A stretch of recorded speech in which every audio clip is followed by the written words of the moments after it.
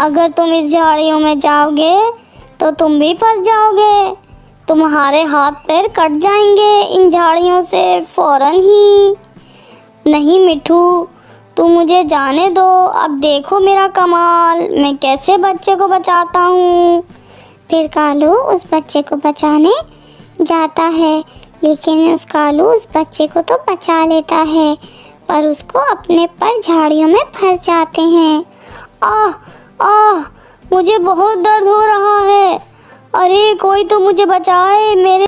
अरे कालू, मैंने तो तुम्हें पहले ही कहा था तुम मत जाओ, वरना तुम भी फंस जाओगे। अब तो हम लोग तुम्हें नहीं बचा सकते, क्योंकि अगर हम तुम्हें बचाएंगे तो हम भी फंस जाएंगे।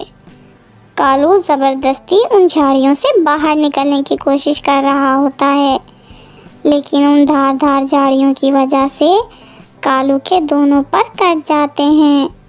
कालू के पर कटते ही कालू झाड़ियों से आज़ाद हो गया, लेकिन कालू अब तो उड़ने के काबिल भी ना रहा। फिर ऐसे ही कुछ दिनों बाद कालू का ज़ख्म भर गया और कालू एक झील के किनारे रहने लगा।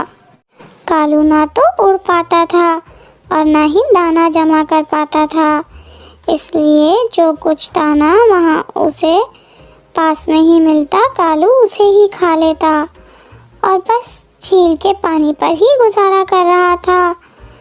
कालू को अपने झील के पानी की बहुत फिक्र थी कि अगर वो ख़त्म हो गया तो फिर कालू क्या करेगा। इसलिए कालू किसी और पक्षी को उस झील के करीब भटकने नहीं देता था। जब भी कोई पक्षी वहाँ पर आता तो कालू उसे वहाँ से भगा देता। वहीं पास में ही रानी चिड़िया और टुनटुनी चिड़िया रहते थे। रानी चिड़िया और टुनटुनी बहुत ही अच्छे थे। टुनटुनी, जहाँ पर हम लोग रहते हैं यहाँ पर तो इस झील के अलावा कोई और पानी नहीं है, लेकिन इस झील से तो कालू भैया किसी को भी पानी पीने नहीं देते हैं। रानी चिड़िया, पर हम क्या करें, अब तो बहुत ही प्यास लग रही है। रानी चिड़िया बहुत ही चालाक थी, इसलिए उसके दिमाग में एक तरकीब आती है। टुनटुनी, हम एक काम करते हैं, थोड़ा सा दाना कालू भैया के पास लेकर चलते हैं। उस दाने के बदले में वो हमें पानी दे देंगे। हाँ हाँ रानी चिड़िया, ये तरीका बहुत ही अच्छा है, हम ऐसा ही करेंगे। फिर रानी चिड़िया और टुनटुनी दोनों कालू के पास दाना लेकर चले जाते हैं। कालू ने काफ़ी दिनों से दाना नहीं खाया था, बस वो पानी पर ही गुजारा कर रहा था, इसलिए कालू दाना देखकर झट से खा लेता है। रानी चिड़िया, टुनटुनी, तुम्हारा बहुत बहुत शुक्रिया, तुमने मुझे दाना दिया। मैं तो उड़ भी नहीं सकता हूँ, इसलिए दाना नहीं जमा कर पाता हूँ। हाँ कालू, पर मुझे थोड़ा पानी पीना है, हमें पानी पीने दो। हाँ रानी चिड़िया, टुनटुनी चिड़िया, तुम मुझे दाना खिलाया है, तुम लोग पानी पी लो, मैं तुम्हें नहीं रोकूंगा।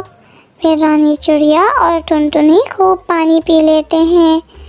ऐसे ही रोज़ रानी चिड़िया और टुनटुनी कालू को थोड़ा सा दाना देते हैं और बदले में पानी पी लेते हैं।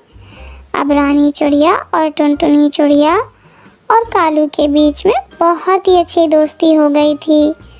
वो लोग एक दूसरे को दाना भी दिया करते और पानी भी पिया करते, बहुत मिलजुल कर रहने लगे थे।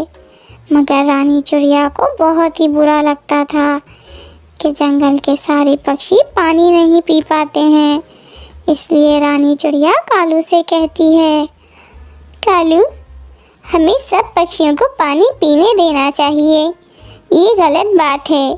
इस झील पर सभी पक्षी, अगर हम इन्हें पानी पीने नहीं देंगे तो इनका क्या होगा। यहाँ आसपास में कहीं और पर पानी नहीं है, यहाँ आसपास में कहीं और पानी नहीं है।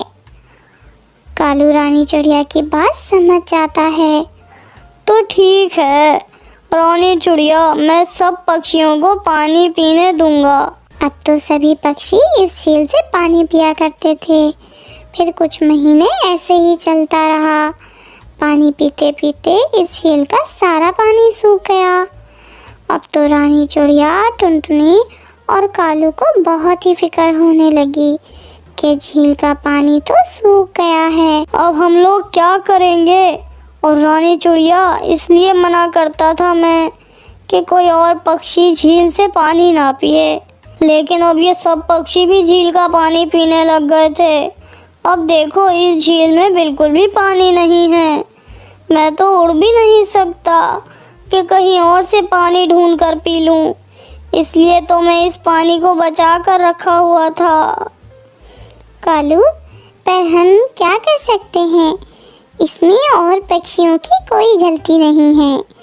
पानी पर उनका भी तो हिस्सा था। लेकिन रानी चिड़िया, अब हम क्या करेंगे? हम तो पानी भी नहीं पी पाएंगे। नहीं नहीं, क्यों ना हम लोग कोई नई जगह ढूंढ लेंगे जहाँ पर पानी हो। वहीं रहने चलेंगे हम तीनों। ये कहकर रानी चिड़िया और टुनटुनी कोई पानी वाली जगह तलाश करने लगते हैं जहाँ पर बहुत सारा पानी हो। और फिर काफ़ी देर से दोनों इधर उधर भटक रही होती हैं, पर उन्हें ऐसी कोई जगह नहीं मिल रही थी। फिर बहुत ही मेहनत के बाद उन दोनों को एक झील दिखाई देती है। उसे देखकर वो बहुत खुश हो जाती हैं और फिर वो लोग वापस कालू के पास जाते हैं और उससे कहते हैं, हमें एक अच्छी जगह मिल गई है। वहाँ बहुत सारा पानी है। हम वहाँ पर चलते हैं और हम वहीं पर ही रहेंगे। हाँ हाँ रानी चिड़िया, पर तुम लोग तो उड़कर चले जाओगे। मैं कैसे जाऊँगा? मैं तो उड़ भी नहीं सकता हूँ। अब मेरा कुछ नहीं हो सकता। तुम लोग एक काम करो, यहाँ से चले जाओ। मैं अब यहीं रहूँगा। रानी चिड़िया और टुनटुनी को कालू पर बहुत तरस आता है, इसलिए वो लोग उसे छोड़कर नहीं जाते। हम लोग कुछ ऐसा सोचते हैं कि तुम्हें भी अपने साथ ले जा सकें। हम तुम्हें यहाँ छोड़कर नहीं जाएंगे। फिर तीनों मिलकर कुछ ना कुछ सोचने लगते हैं। काफ़ी देर से वो लोग सोच रहे थे, लेकिन कालू के दिमाग में एक तरकीब आई।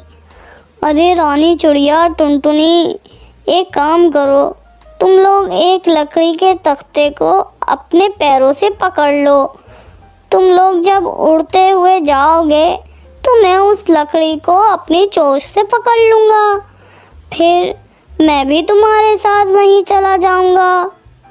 तुम ठीक कह रही हो, लेकिन इसमें बहुत ही खतरा है। तुम अपनी चोंच से उस लकड़ी को पकड़ लोगे, लेकिन तुम्हें बढ़ाइयाँ मारने का बहुत ही शौक है।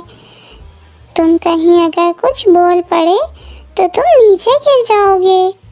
लेकिन मैं इतना पागल नहीं हूँ। मैं हर वक्त अपनी बढ़ाइयाँ मारता रहूँ।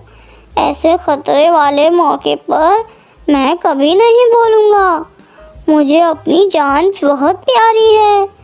फिर वो तीनों वैसा ही करते हैं और आगे उड़ते हुए जा रहे होते हैं।